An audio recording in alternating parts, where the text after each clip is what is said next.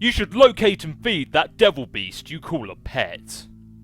Good luck finding him. If he wants to be found, he will find you. Becquerel has always managed to elude your prognosticative faculties. He is completely invisible to your intuition somehow, a property almost totally unique to him. It used to freak you out a little, but you have long since grown accustomed to it.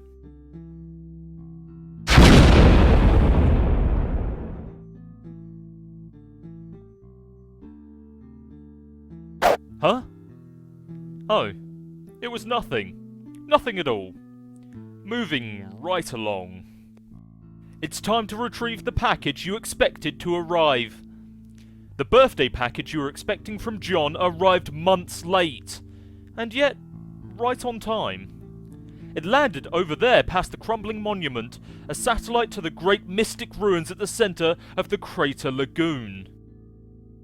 Now John, triple somersault into the room, etc. Stick the landing. Okay, you do that, and you are now in your dad's room.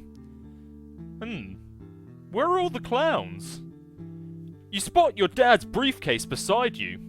It probably contains all sorts of clues, or at least various forms of paperwork critical to his trade as a hilarious street performer. John, Snoop. Ah yeah, here come the secrets. Get ready for some major Wait a minute. These are just boring business documents and spreadsheets. What the hell is going on here?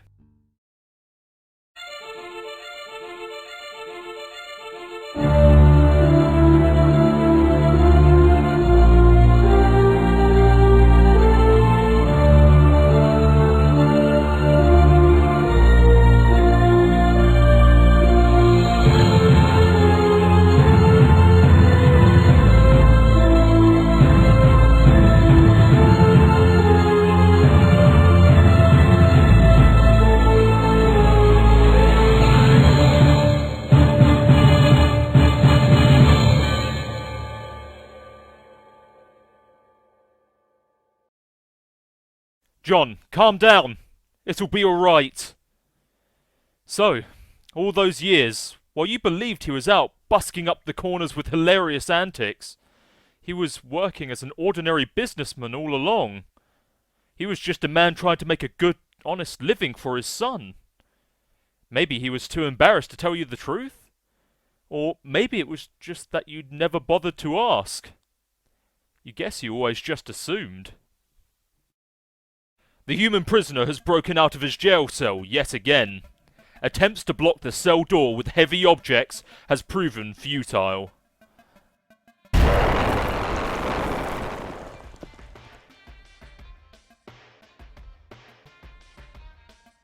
You're going to need a bigger safe. Who's this guy? Enter name. Spade Slick. Spade Slick? Got a nice ring to it. But you know your own name, and that damn well ain't your name. Take another stab at it. State name and rank. Okay. You are Archagent Jack Noir. You oversee various affairs of a dark kingdom. Presently, you are determining how to deal with this prisoner, who has been a thorn in your side since he was apprehended. You view the affairs of the kingdom through a series of fenestrated walls. You have 3 walls, nearly enough to form a cubicle of vigilance, which is a full and proper enclosure for an agent of your stature. However, much to your utter contempt, your 4th wall has been stolen some time ago. Jack, don the comical hat. This frivolous headdress turns your stomach. You'd sooner stick your head in a furnace than coax it onto this monstrosity's loathsome, colourful maw. It's bad enough that your exalted ruler ordered everyone to drape themselves in these hideous rags the moment the troublesome human with the pipe and his child showed up. But you draw the line at the hat. Now call a minion. You order one of your burliest agents to the scene. He brings something heavier this time. Your transmission is interrupted. It seems your glorious monarch has concerns over your wardrobe. You begrudgingly don the comical hat. Stupid, lousy, wise and just leader. What a royal pain in the ass. Jack, throw down hat in disgust. You fully intend to once your superior stops breathing down your neck for a second. Wait. What now?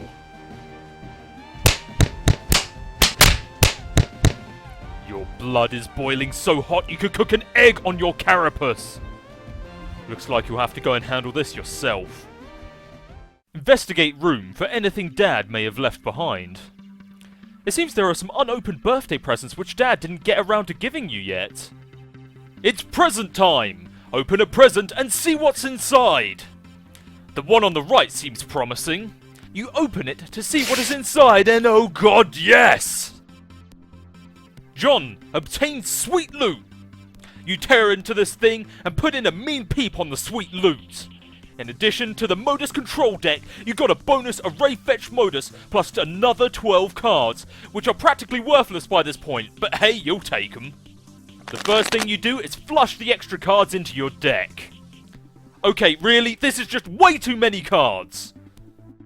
Now equip array fetch modus. The array modus allows you to store and retrieve any item from any card at any time. It seems exceptionally serviceable, albeit difficult to weaponize. Boring. John, read instructions for the control deck. There's nothing to read, really. You just pop in some modus cartridges in the slot, fire it up, and see what happens. You start by putting the stack and queue modi in the slots. Your Siladex now behaves like both a stack and a queue. Items can be removed from either the top card or the bottom card.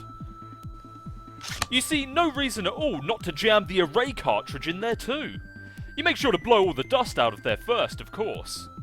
The Siladex reconfigures itself into an array of distinct queue stacks. Now we're talking! This is just the sort of needless complexity you have come to expect from your inventory management system.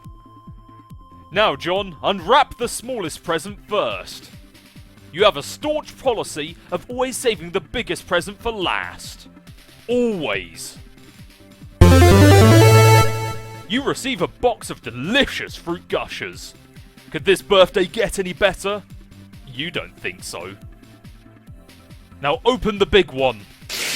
You thought wrong. John, fill up an entire queue stack with shoes. Okay, awesome. Queue stack full of shoes. John, capture log fruit gushers. Dang! You spaced out and put it in the wrong queue stack. Don't worry, you'll get the hang of this thing.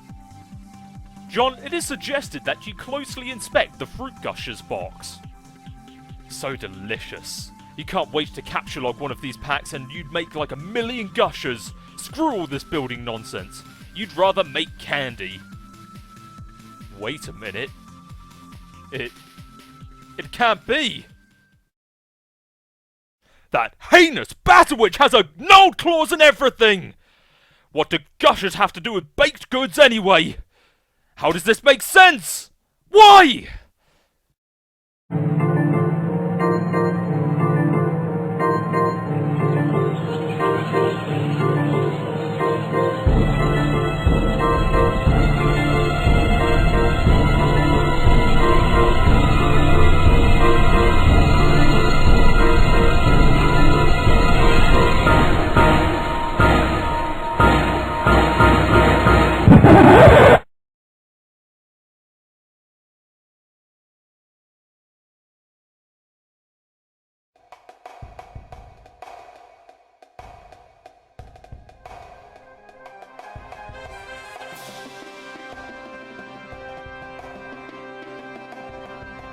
Strife!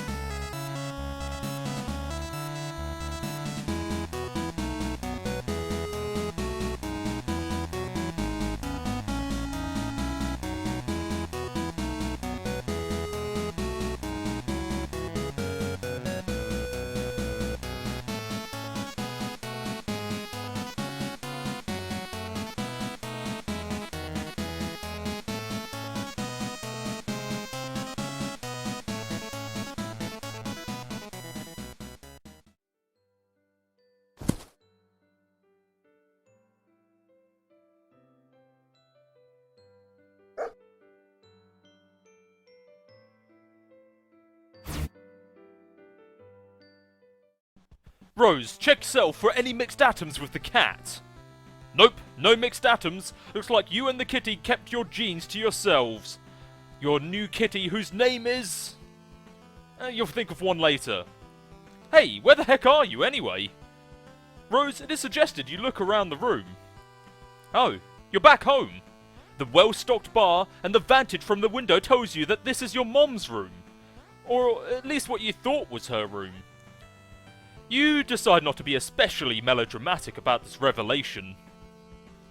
Rose, watch the meteor impact. Huh, that's funny. Shouldn't that place be unestablished by now?